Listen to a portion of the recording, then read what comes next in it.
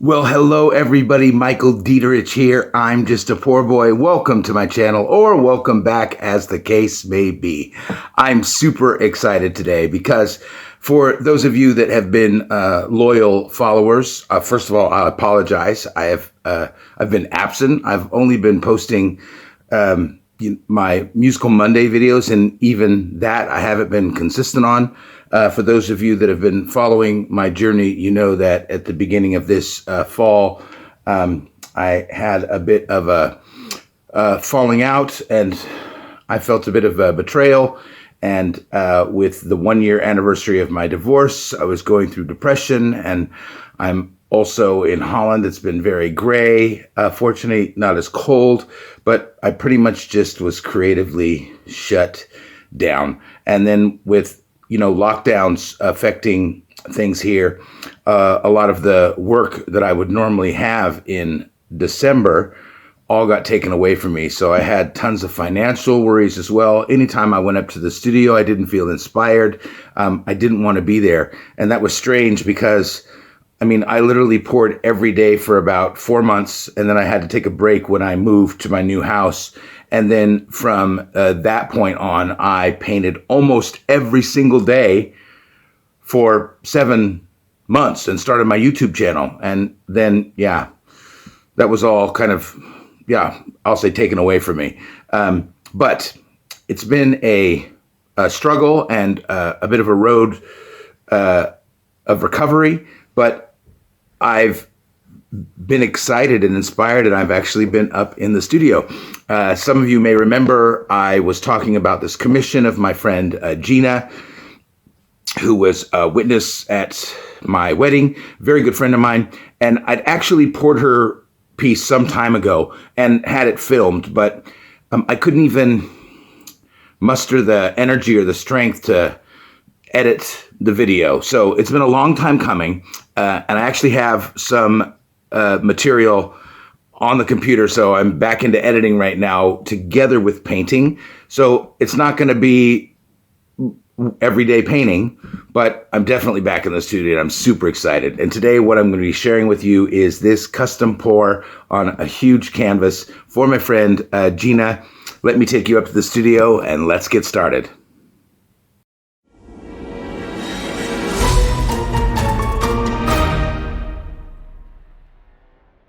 I'm finally ready to do my huge commission piece for my friend Gina. Gina is a very, very good friend of mine who I've known for 25 years, but I helped her with several of her friends paint and renovate her home this summer. And Gina and I are very, very different as far as aesthetic goes.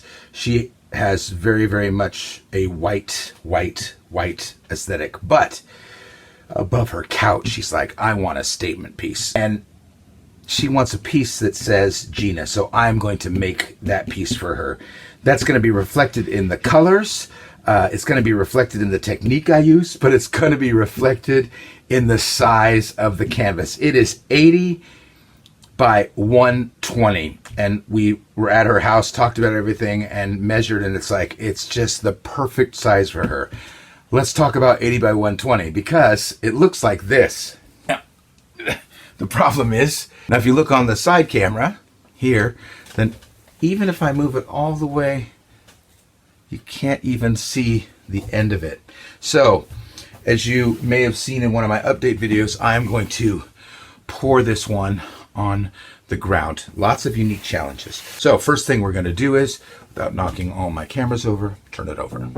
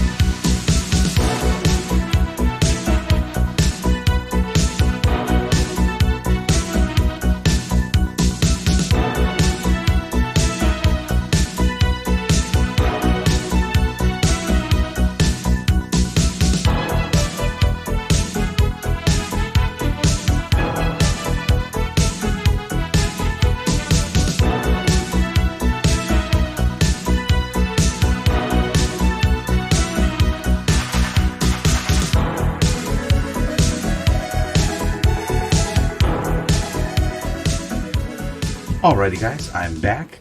I did that frame earlier today. Now it's 2:30 in the morning, which for me is pretty normal. And I'm up in the studio and I'm going to mix paints. Why am I doing it at this ridiculous hour? That means I can get up tomorrow and pour. When you stir it vigorously, or you shake it up, you get a lot of air bubbles in. And literally the best way to get rid of the air bubbles is to just let the paint sit. It will do its own thing. So let's talk about the pouring medium. I'm using pretty much what I always do. The only thing that changes up is my ratio. I start with glue. I use this Giotto #1. It's a French product that's carried by my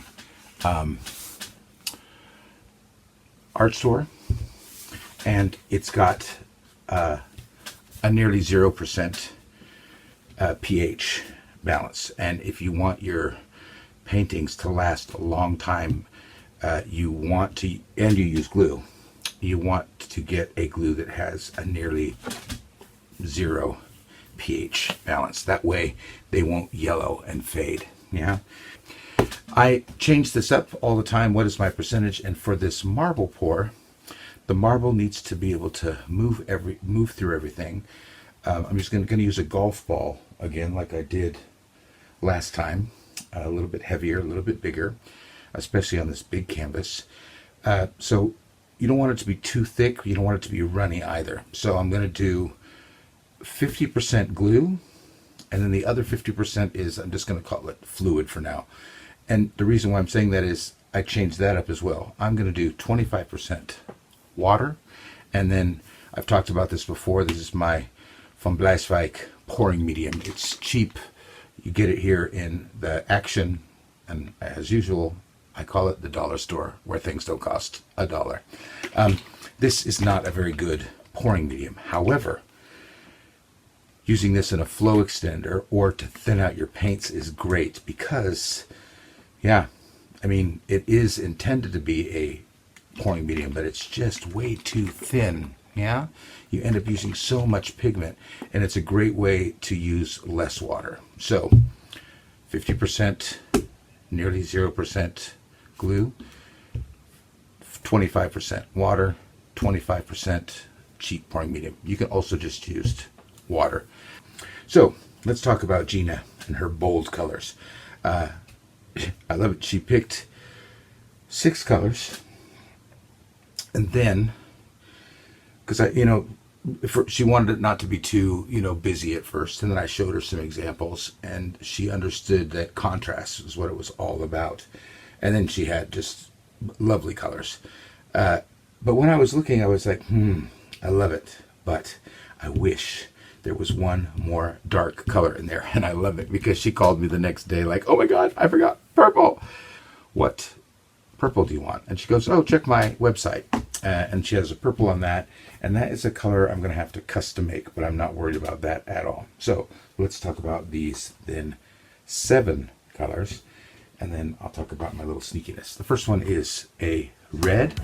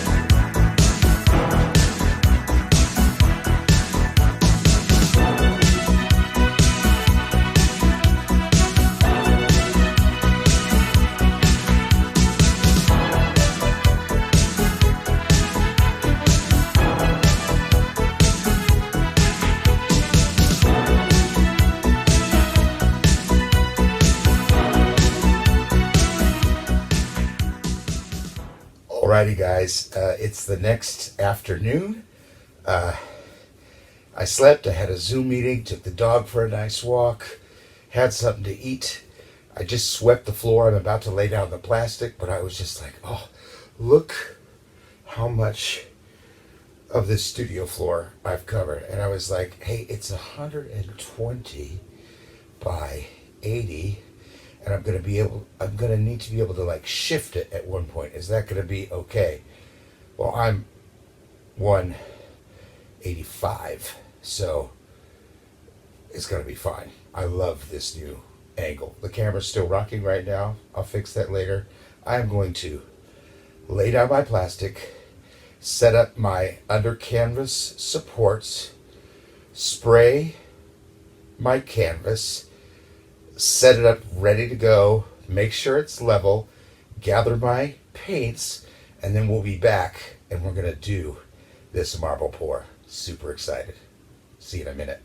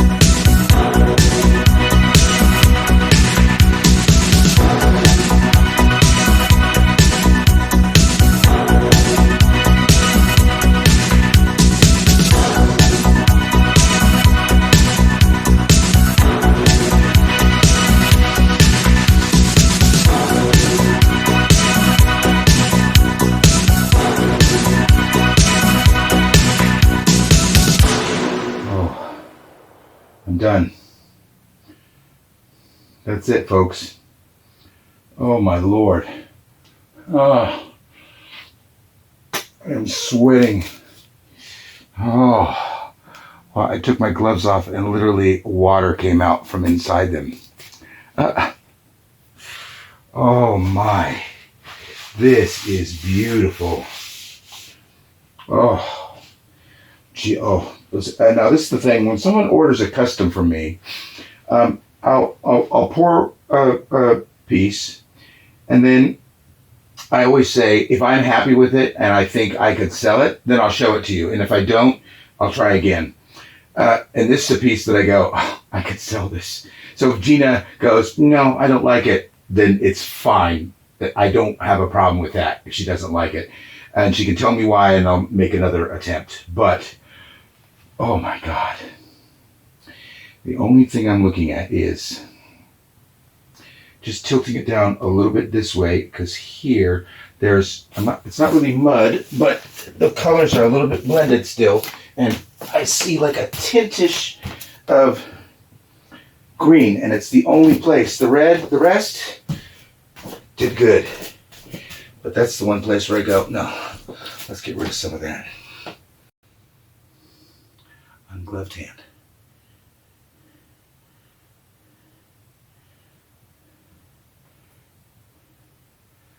No. Then I'm going to mess up the composition here. It's actually golden green. I don't mind looking at it. This is going to mess that up. Nope. I'm going to stop touching it. I'm going to wait a bit. And I'm going to torch it. There's one place right there where to go.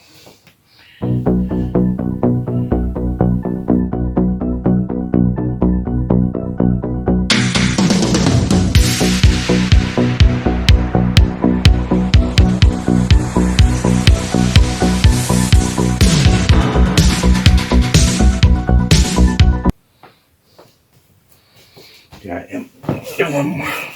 I lied.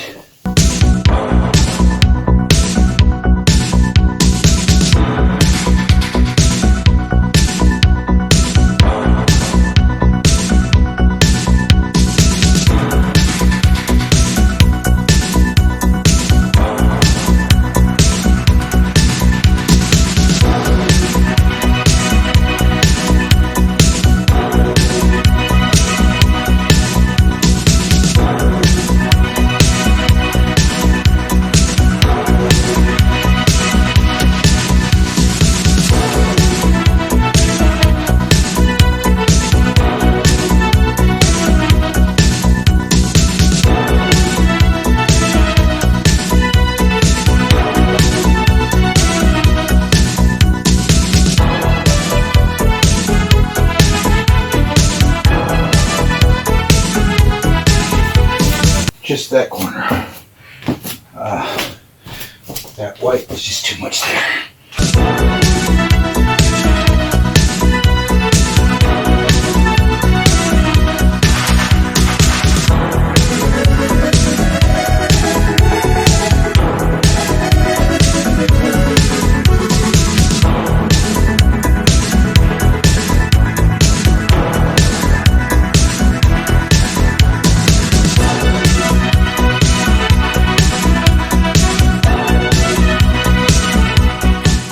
Bit to get that yellow over into that world over there.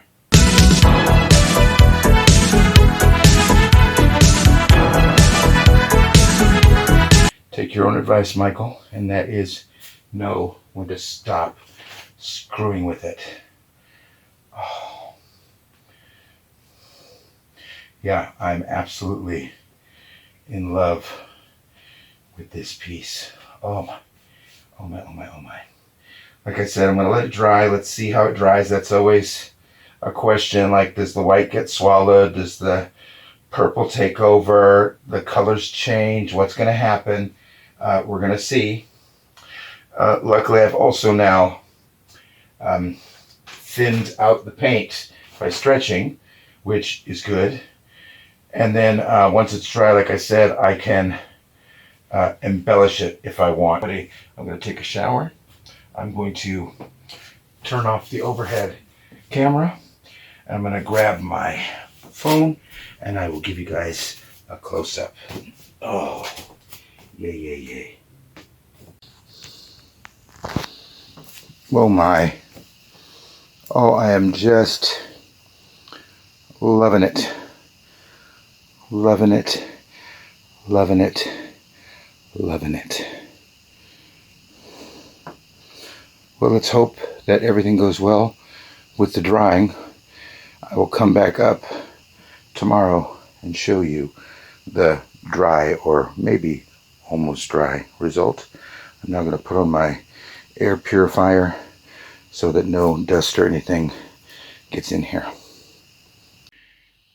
Alrighty guys, and here's the dry result. The weather has been terrible, so I've been trying to get you a shot with natural light, but it's just not happening. So the thing I really, really love about this is coming in is you can really see the difference between like the purple and the metallic purple, and here the red and the metallic red. It really turned out nice. This has got such a electric present feel. So this piece, I ended up calling it Downstage Center, which, as anyone in theater will tell you, is the most powerful position you could have on stage, because it was a theatrical piece for Gina. Now, for my custom pours, I always get a lot of information from the client. I said I will pour a piece, and if I go, oh, I love it, I could sell this if it wasn't a custom piece, then I'll show it to the client. And if the client doesn't like it, then I'll ask them why, and I will make a second pour. So here's the good news about this piece. If you love it, it's for sale. Gina didn't like it. Now, she loves the size. She liked a lot of she loved the colors, but the composition is just off. It's too violent and jagged. She wanted it a little bit more flowy and wavy, and I can definitely get that. Also, the interesting thing for Gina in picking the colors, we put this gold in as well. And strangely, I love this gold almost always. It's in so many of my paintings, but together in here, it's become this kind of muted quality. So I am going to make a second piece for her. This piece, I'm not going to varnish it or resin it yet, because if a client wants it, then they can still choose which they would prefer. But Gina's going to get a new piece. I'm going to use a new technique, same size, new technique. I'm going to do the comb technique, for those of you that might know that. And the one thing I changed in this is I got rid of or the one thing I'm changing in that one is I'm getting rid of the gold and I'm replacing it with a metallic yellow. But that doesn't change the fact that I just love how exciting and dynamic this piece is, and it's so big. I mean, this would definitely be the focal point of the room we put it in. So, if you liked watching this big floor pour, get excited, because there's another one coming up. Hey, thank you guys for watching. My name is Michael Dieterich. I'm just a poor boy. We'll see you next time.